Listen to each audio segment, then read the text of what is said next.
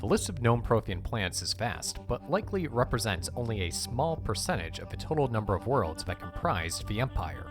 Some of the limiting factors to our knowledge are obvious. As established, the Prothean Empire spanned the breadth of the galaxy. While various sectors of the galaxy may be charted in a very broad sense, it is still over 100 light-years in circumference, contains an estimated hundreds of billions of stars, and the number of planets both habitable and uninhabitable is anyone's guess.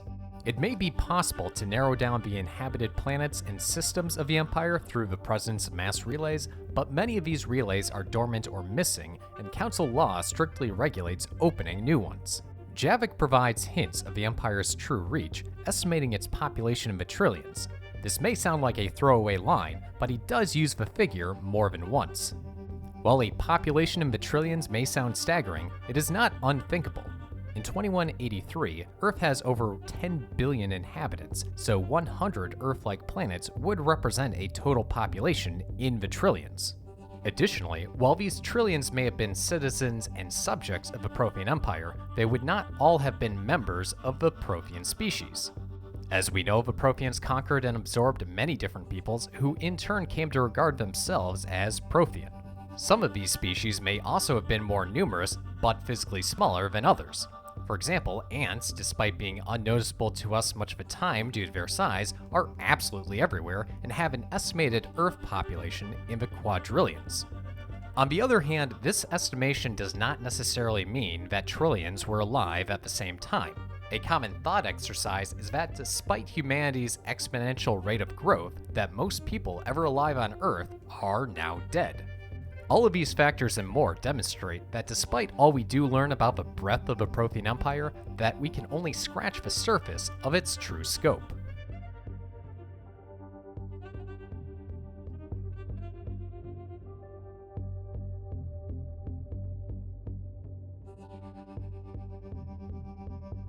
Located in the Cerebric system of the Omega Nebula, the asteroid of Omega, now the namesake of the system, once looked much different.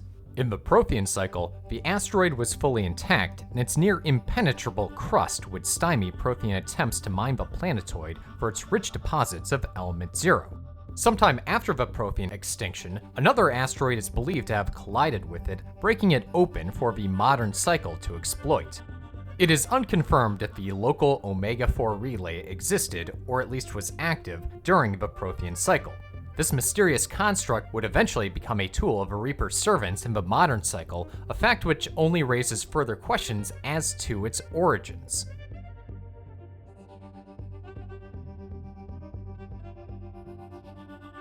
Located in the pause system of the Valhallan Threshold, Garvik is a frozen wasteland of a planet. Soon after the conclusion of Arachni Wars, the Citadel Council offered up Garvik to the Krogan as both a reward for their contributions and as a release valve for their now exploding population. The Council would watch in dismay as the Krogan proceeded to deplete the planet of its resources and abandon it with just a small smattering of clans left behind. In Cerberus Daily News, the galactic corporate interests overthrew the planet's Krogan leadership to gain complete control of the planet. While they initially framed this as a defensive act, later news entries reveal the motivation for this coup was the procurement of Prothean technology found on the planet. I'll note that I have expressed reservations about the canon status of certain Cerberus Daily News entries. However, this particular story arc, at least as it relates to Prothean technology, is actually confirmed by the later presence of Prothean data drives, and is a reminder of just how far competing interests will go to acquire even the smallest of these data stores in the modern cycle.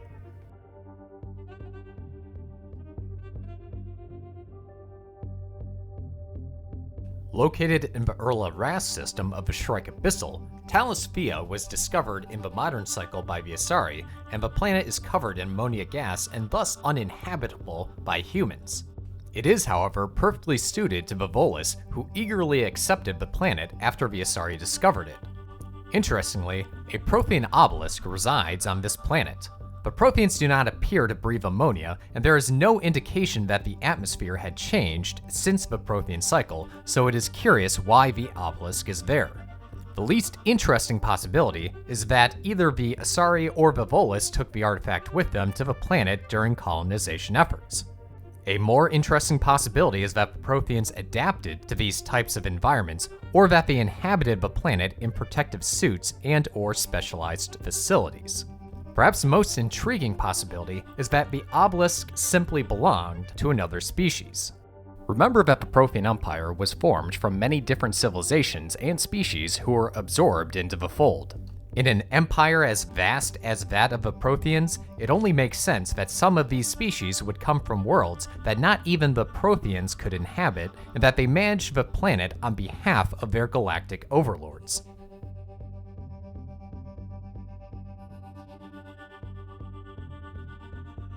Located in the Z-Cha system of the Shrike Abyssal, Zeta Ban is currently home to Volus mining operations, but is unlivable anywhere except the space stations they established in orbit.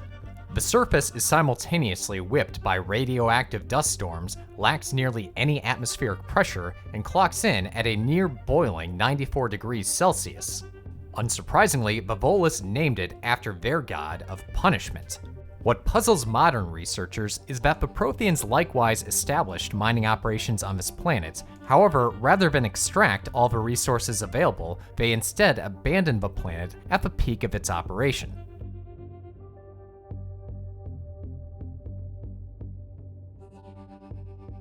If you watched my series on ancient aliens of the Mass Effect universe, you may recognize Job as the former homeworld of a primate-like species. The timeline of said species goes unmentioned, but we do know that it existed thousands of years ago, settled the nearby planet of Laban, and their cities were annihilated in a planet-wide orbital bombardment. Oddly enough, a Prothean pyramid is found among the archaeological remnants of this lost civilization. This pyramid transmits the last warnings of the Prothean people of their impending extinction. Given the somewhat loose time frame given for the primate species' existence, it is worth asking whether this civilization existed during the same cycle and was absorbed into the Galactic Empire, or whether the Protheans stumbled upon the planet millennia after its harvest.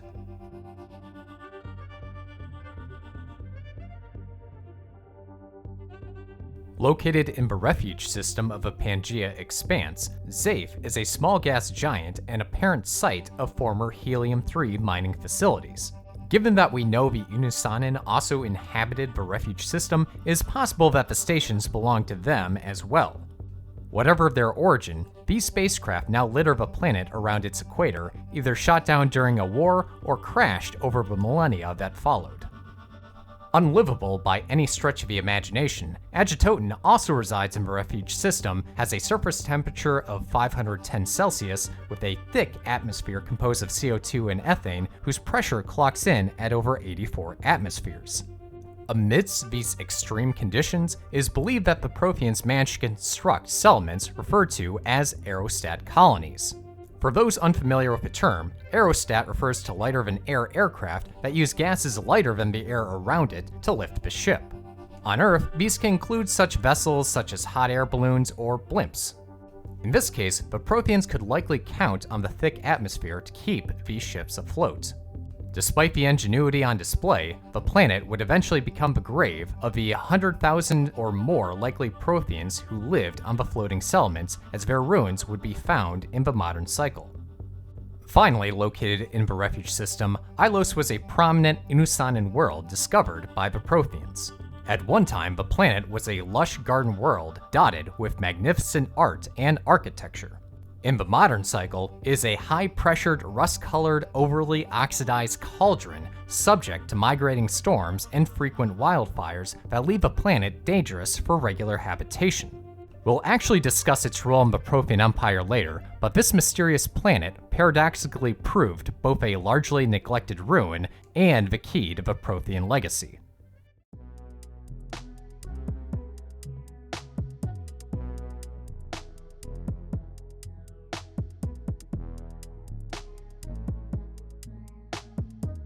Antibar is located in the Tereshkova system of the Armstrong Nebula.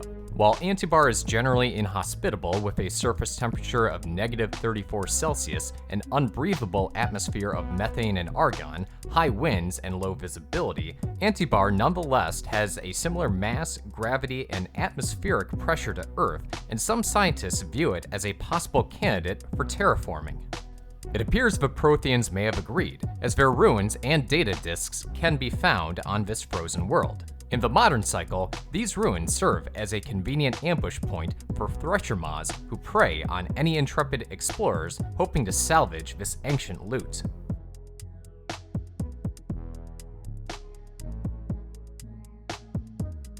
Despite its obscure reputation, as well as being named after the ancient Greek personification of darkness, the Erebus system located in Styx Theta contains some of the wonders of the galaxy.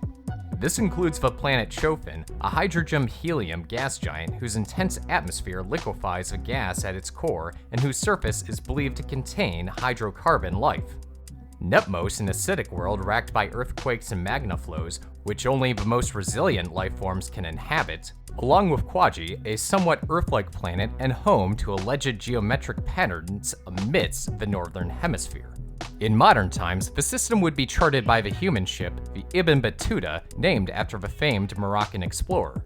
It appears that the Protheans also found the system worth exploring, as they left behind a drone in orbit around the gas giant of Wirmani.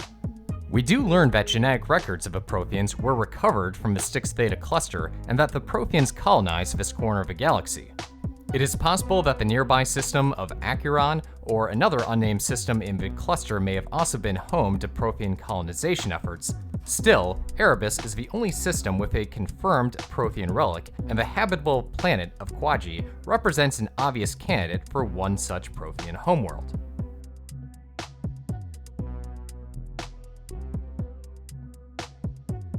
Located in the Bear system of the Hawking Eta cluster, Korang is one of the galaxy's many unlivable hellscapes.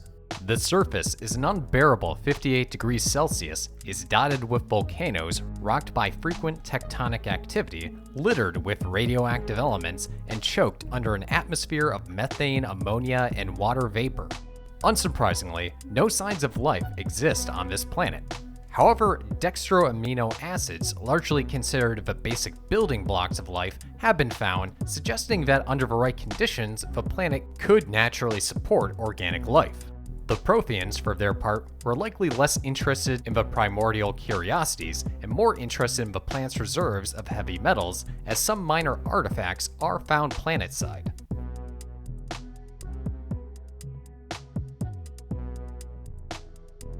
Asano is a gas giant in the Elista system of the Ismar frontier. Here, a discovery was made in the planet's Lagrange point.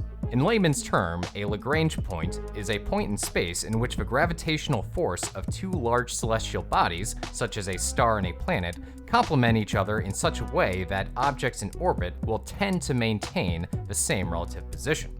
This is particularly useful for space stations or other such craft that wish to keep a fixed location in relation to what they orbit. In one such point, a Volus prospector named Lumen Creop discovered the wreckage of a Prothean starship. Sensing a business opportunity, Creop sold the information he had acquired to a Turian paleotechnology firm. It's not clear the origin of this wreckage, whether the wreckage of an accident of war, or what the firm was able to glean from it. What is clear is that despite repeated research and commercial expeditions, that nobody else has found any other trace of this planet's Prothean explorers. Ziona is brought up due to the possibility that Protheans also had a presence on this volcanic world. While Ziona is the site of suspected Prothean ruins, and they may have indeed landed here, clues on the planet may indicate that they moved on to other systems, particularly in the Kalistan Rift.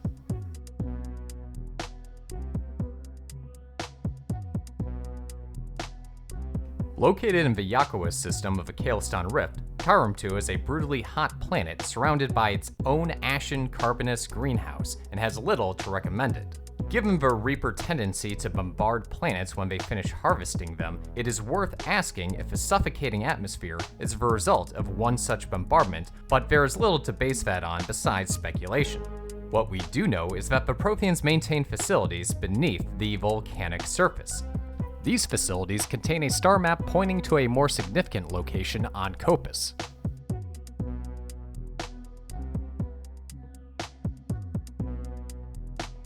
Copus is the largest moon of the small rock planet Machaira.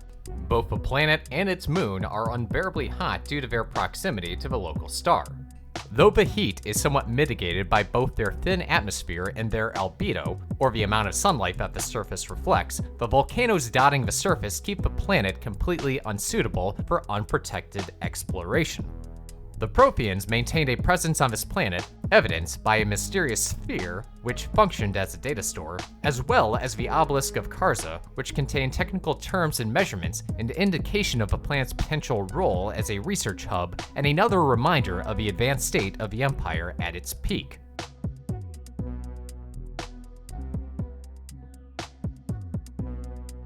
Located in the Sheol system, Gai Hinnom is the site of a Prothean burial grounds first discovered by human explorers.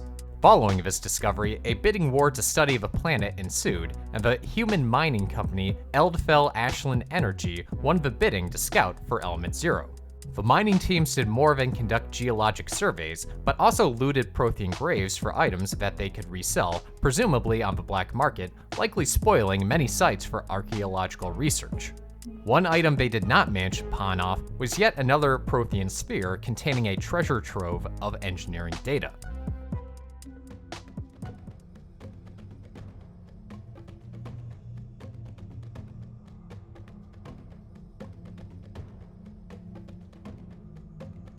Located in the Noso system of the Artemis Tau cluster, Therum is a fascinating, if hostile, planet.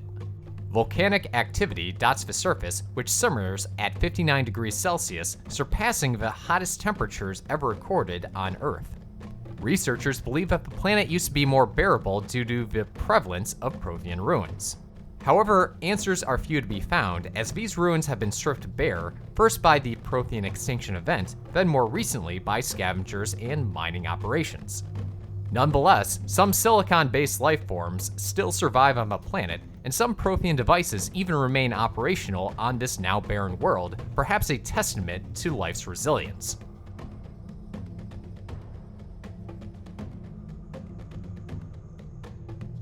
The Theseus system of the Attican Beta cluster was a major Prothean system, and the first planet we'll discuss is Charon. A hydrogen-helium gas giant with swirls of brown, blue, and white when viewed from orbit, Charon is a beautiful yet clearly uninhabitable planet with 60 or so moons that the Protheans mined for helium-3. Nearby lies the icy planet of Quana. Though the planet's atmosphere and mass bear some resemblance to Earth's, the planet's unlivably cold temperatures and lack of oxygen make life impossible outside of special facilities. Nevertheless, the expense of creating such facilities is rewarded by the planet's rich array of heavy metals and other mineral resources. It appears that the Protheans came seeking the same, as modern explorers have found intricate networks of mines, tunnels, cities, and magnetic levitation train systems beneath the planet's crust.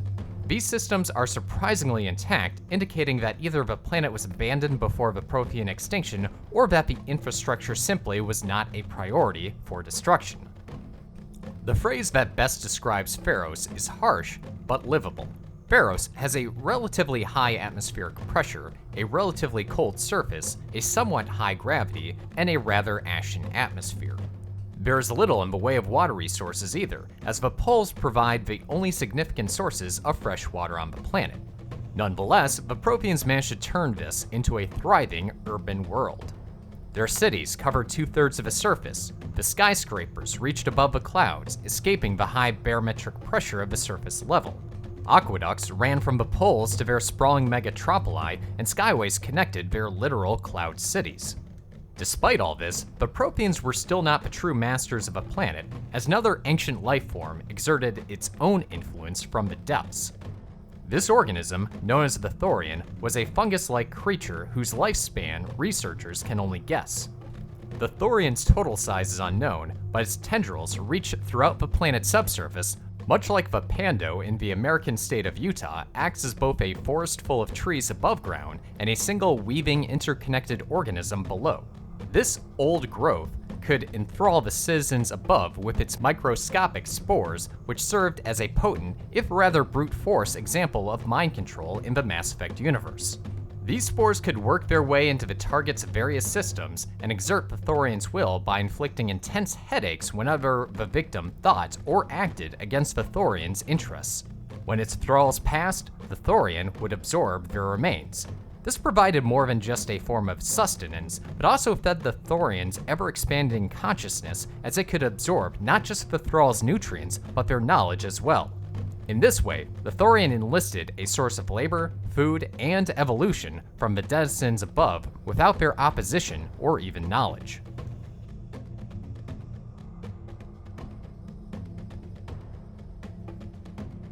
Located in the Hercules system, Elitania is a lush garden world covered in a thick, oxygen-rich atmosphere. This planet is inhabited by a playful species of primates and would likely be settled by humanity if not for the dangerous microbes that litter the air.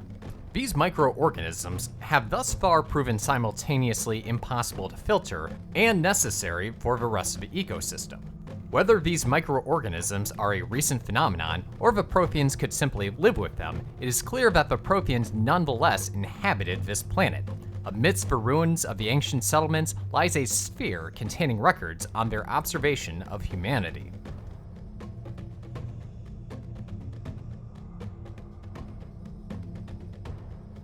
Chaska is located in the Metano system of Maroon Sea. I previously discussed Chaska in my series on Ancient Aliens of the Mass Effect universe. To recap, Chaska is a garden world noted for its artificial rings which catch, reflect, and scatter the sun's light in magnificent ways. While there is no indication that the Protheans created this art installation, their ruins are found among the planet's equator, allowing them to enjoy this ancient wonder of the galaxy.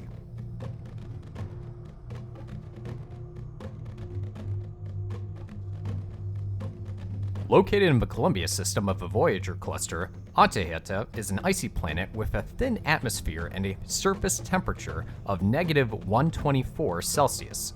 On the southern pole resides a massive crater around which the ice cracked, then froze back over, likely temporarily melting from the heat of the impact. Allegedly, this crater is the result of a Prothean ship, perhaps one that was shot down during the final days of the Empire. Planetary scans show nothing out of the ordinary, but researchers have yet to plumb the depths of this mysterious world to unlock the secrets therein.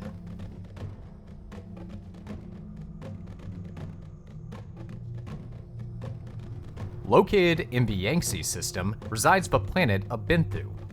It is surprising that this world may have ever been inhabited. Its size, mass, gravity, and atmospheric pressure is similar to Earth's, but it has an atmosphere primarily composed of carbon dioxide littered with chlorine haze, sulfur dioxide clouds, and storms of acid rain. It is unclear if the planet was always such a wasteland, or if it was reduced to this state through artificial means. Nonetheless, the Protheans established facilities on this planet as a Prothean pyramid and data disk hint that the ancient empire conquered this now barren hellscape.